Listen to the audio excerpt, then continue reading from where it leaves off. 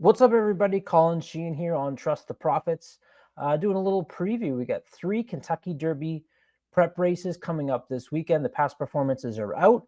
The angles have popped up on my RaceLens, and I figured, although I haven't looked deeply into the races, let's look through them the first time, basically live right here with me on Trust the Profits YouTube channel. Speaking of RaceLens, head on over to RaceLens. They have a great, if you're looking to qualify for NHC, you can get unlimited for a month, $50 using NHC 50. You can find that promo at RaceLens, and you can play in their tournaments, qualifiers, to find your way to NHC. And I'm going to show you how great and easy a tool like RaceLens is to help you. Not only are they offering you the tournaments to possibly get there, they're giving you the tool that could be a big help for that as well. Let's take a look at the Kentucky Derby standings. Of course, Speed King was your Southwest winner at Oaklawn this weekend, so you see him jump up to second place, 25 points. And Citizen Bull on top, your Breeders' Cup Juvenile winner. We're going to be talking about him as he's entered into one of the prep races out at Santa Anita this weekend. One horse that I was correct on with Breeders' Cup Juvenile weekend. Wasn't right about many of them, but Citizen Bull was one of the ones that I was absolutely on that Friday of Breeders' Cup weekend, and I think he's a serious threat in the race going on this weekend out at Santa Anita. As we take a look at that Southwest, one thing I wanted to point out on RaceLens, the speed figures came back fairly strong, 103 and 101. 103 for Speed King, 101 for Sandman. What's important to take out of this race, you can make this note right on your RaceLens. Number 6, Sandman. Watch this start for the number 6. The gates will open very calm standing there now, but misstep, a hop, and look where he is as they break. Completely last.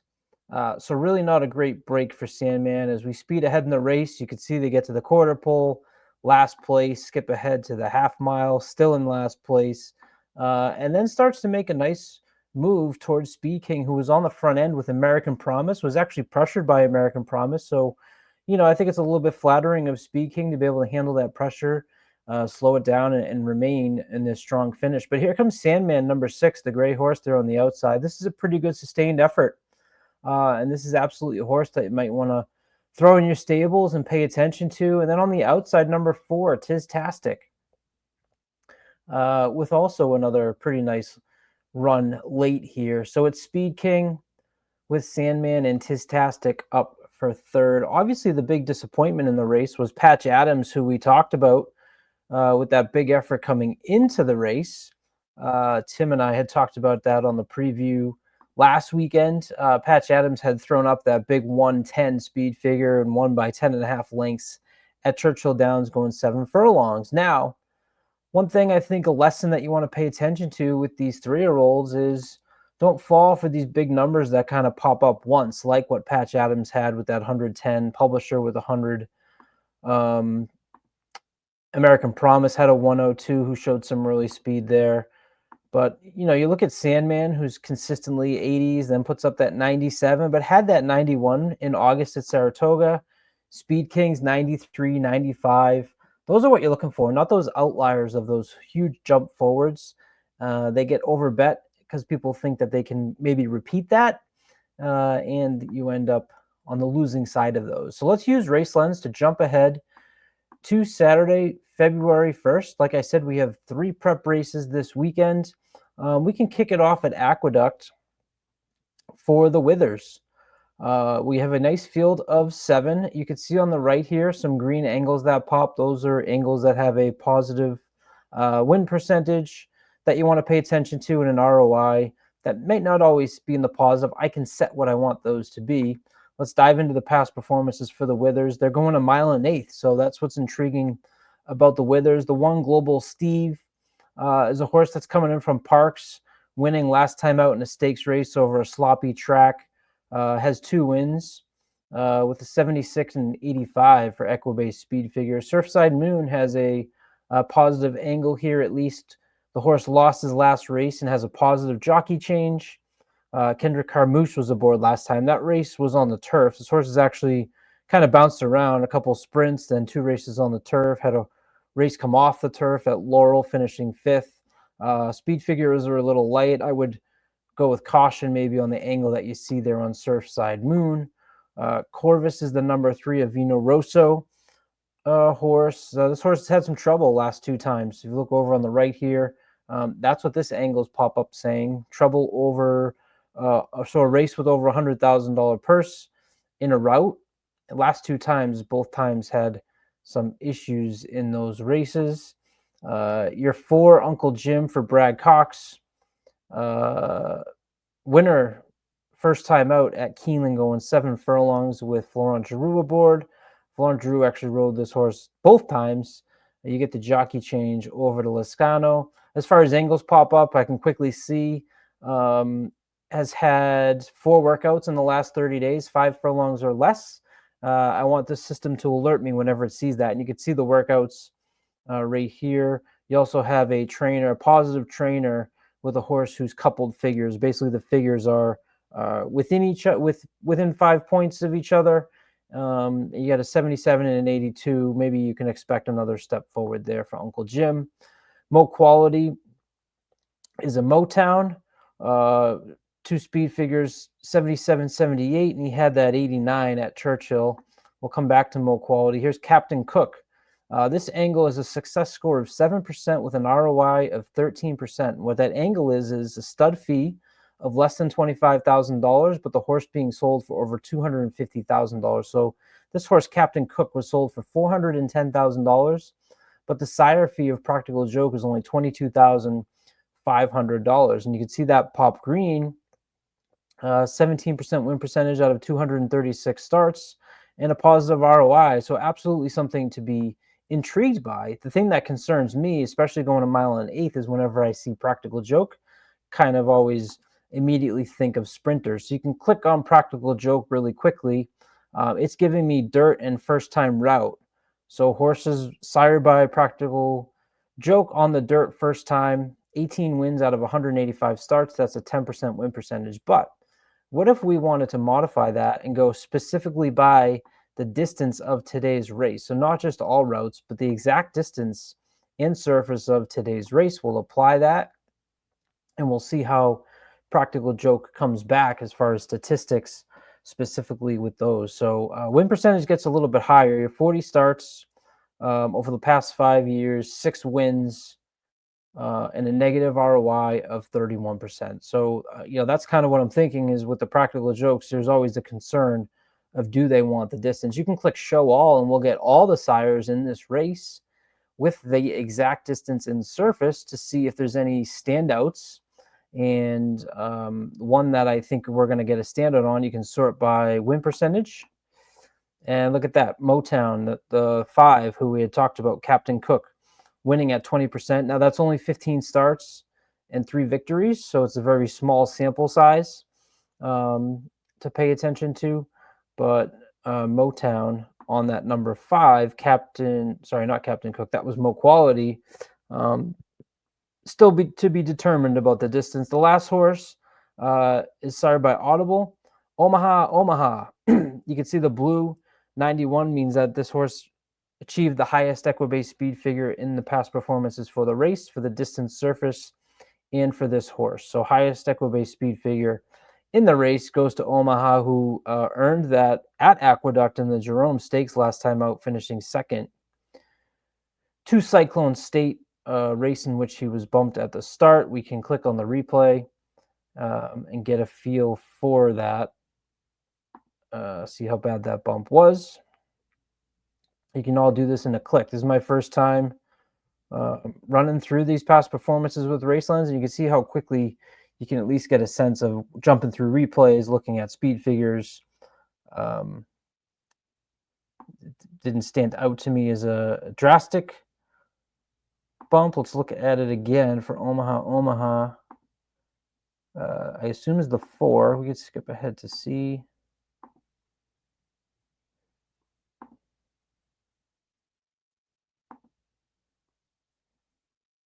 Yes, Omaha is the 4. So we'll watch them coming out of the gate here. We'll make that big for you, just to get a sense of how badly was Omaha Omaha impacted at the beginning of the race. Squeezed a little bit there for sure, but you can quickly see how far back Omaha Omaha fell in this race. And as we move forward, look how far back Omaha Omaha is here in this race at Aqueduct. So another horse, we talked earlier in the show about Sandman, who had that stumble in the Southwest. Omaha Omaha makes a really nice sustained effort considering how far back was, but was never really close to the 6 cyclone state in this race here at Aqueduct, but moving nicely to close out. So makes it pretty good considering that start. So that's kind of what we have when we look at Aqueduct. We'll jump over to Gulfstream Park for Saturday, Feb 1, which is the Holy Bull. We can get this to update for us. There we go. We will skip down to race number 11. We have another field of 7, and we have another couple green angles that pop up right away, including, look at this ROI, 169% with a success score of 7.3. Anything over 7 obviously always jumps out to me, as I like to say.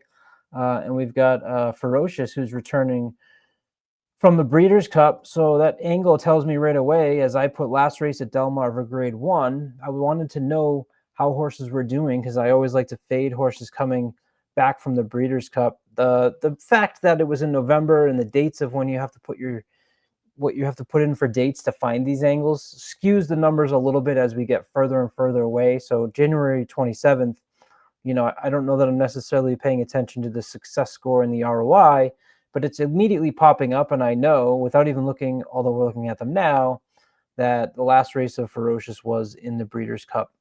Juvenile, a race where he earned a 95 and was passing horses late and had some traffic troubles in that race. We'll jump off with number 1, Junior Alvarado is aboard. 4, Kinetic Control, horse sired by Not This Time. They go 1 mile and a 16th in the Holy Bull. The 3's Tappan Star, no angles on the horse. He's Into Mischief with a 91 Equibase speed figure in his debut at Gulfstream Park. Look at all the workouts leading up to that race. Has a bullet January 19th, came back with a nice 5 furlong breeze on January 26th. Brad Cox and Luis Saez stays aboard for Tappan Street. Guns Loaded is where Irad Ortiz jumps aboard. Horse that's clearly going to be on the front end based upon how the horses raced the last 2 times. Again, you have maybe that outliner of a 100 in sandwich between a 74 and a 72. When it comes to speed figures, which one is really what you're going to get from Guns Loaded? Sire Gun Runner on top. This was an $800,000 purchase in the Keeneland September sale. So certainly spent the money on that one. He's Not Joking. Here we go again with a practical joke, going 1 mile and a 16th. So last time we talked about 1 mile and an 1/8. This horse was running 6 furlongs, 7 furlongs, 7 furlongs. Has a victory at the 1 mile and a 16th that was up at Woodbine. But then also has that 8th place finish in the Kentucky Jockey Club when the class got a little bit higher, stepping up to grade 2 company. We're back at grade 3. 4, He's Not Joking, with Johnny V.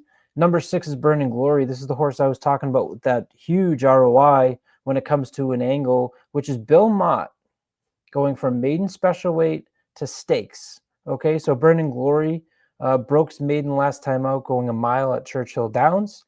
Has had 5 workouts since then, and we're gonna dive into those angles and just see. So it's a small sample, only 7 starts over the course of the year for this angle, which is Bill Mott going maiden special weight, jumping right up to graded stakes. If we stretch it out though over 5 years, you have 38 starts and 24% win percentage. The big thing that stands out to me though is look at the ROI of 66%. So yes, it's a small sample size, but he's doing this at a 24% clip with horses that are getting you some nice prices. You can easily click on that angle and let's see who has hit on that angle. Candyman Rocket, Modernist, High Oak, Just FYI, Batten Down, and Sovereignty, who's on this year's Derby Trail, horse that I'm very high on. So Bill Mott knows how to place his horses, and very quickly we can look using these angles, and that stands out to us. I also had it noted that Tap It on the Dam Sire side was an angle that I thought was doing pretty well. I had seen some winners coming through at some prices. RaceLens is showing me that the success score is only 4.4%, negative 30% ROI, which is why you get it highlighted in red. You also have a 3-year-old with 3 ascending figs, which is an angle that I always like to pay attention to as well. So 67 and 83 and 93, a horse that's just continuing to improve. I think Burning Glory, just looking through this through the first time, might be a horse you want to pay attention to. The last horse is Burnham Square, another horse with 3 consecutive increasing speed figures as a 3-year-old. One is last race as a favorite, winning by 9 lengths. He was the early speed last out, and he comes in with figures that were coupled in a positive direction with a positive jockey aboard. That is Edgar Zayas. Let's take a look at the true odds, which RaceLens will give you a sense of who they have.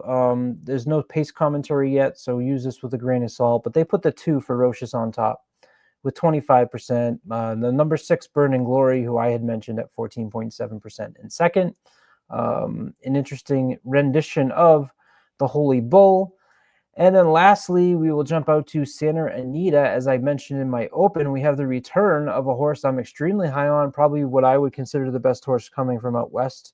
Only 4 races. We're still early in the season, but that is Citizen Bull, the winner of the Breeders' Cup Juvenile, who took that field wire to wire at 16-1. Sired by Into Mischief on top, a $675,000 Keeneland September yearling sale. I love how RaceLens, I could put the work orders intermixed with the races. So you can see the horse ran November 1st in the grade 1. Has been working very steadily since, including 3 out of his last 4 being bullet workouts, going 5 furlongs. Last time out was 59 flat, 1 out of 107 for Bob Baffert with Martin Garcia, who stays aboard, who is 3 for 3 aboard Citizen Bull. Now, to me, this screams as a first race off the bench after the Breeders' Cup, a place you might want to fade. Baffert brings in 3 horses here. Madaket Road, Quality Road, is the sire of this horse, who's entering his 3rd race. Stepped him up in grade 3 company to kick it off in the Bob Hope. Comes back, wins a maiden special weight at 60K. That race got an 87 class rating. The horse scored a 94. He's put together a couple mid-90 speed figures coming from off the pace. Citizens Bull we talked about. Rodriguez is another horse who's been forwardly placed. Another maiden special weight winner last time out. Juan Hernandez stays aboard. Wesley Ward sends in Clock Tower, a horse that has been on the turf. Last 3 starts on the turf, 2 victories on the turf. Kicked off this horse's career on the dirt at Churchill May 24th, finishing 3rd behind 3 Echoes. They tried the dirt up at Saratoga, finished 2nd. So they moved this horse back to the dirt from the turf. The angle that pops there is we're going into a stakes race, and the horse has had 4 workouts in 30 days, 5 furlongs or less. That's just me wanting to know that the horse is working consistently, and RaceLens does that easily for me just by showing it to me. Some negative angles here on the 5 Valentine's Candy, including one that only has a success score of 1.7. Let's see how big of a sample size. A huge sample size, 456 races, only 8% win percentage, negative 53% ROI. That is horses shipping from Los Al over to Santa Anita. And there was another one that popped there, which was, I just got the same angle there, doubled up. So probably have to shut one of those off. This horse's speed figures, you just don't know how Valentine's Candy can fit in here. Maybe pick up some pieces. But even with this off the bench and coming back from Breeders' Cup, looks like a race that Citizens Bull should be able to handle fairly easily. So that's a quick first-time look through our races here for Saturday. 3 prep races, Derby points on the line again. Plenty of more coverage coming out here on the channel. Please be sure to like and subscribe. I'm Colin Sheehan. Till next time, good luck, everybody.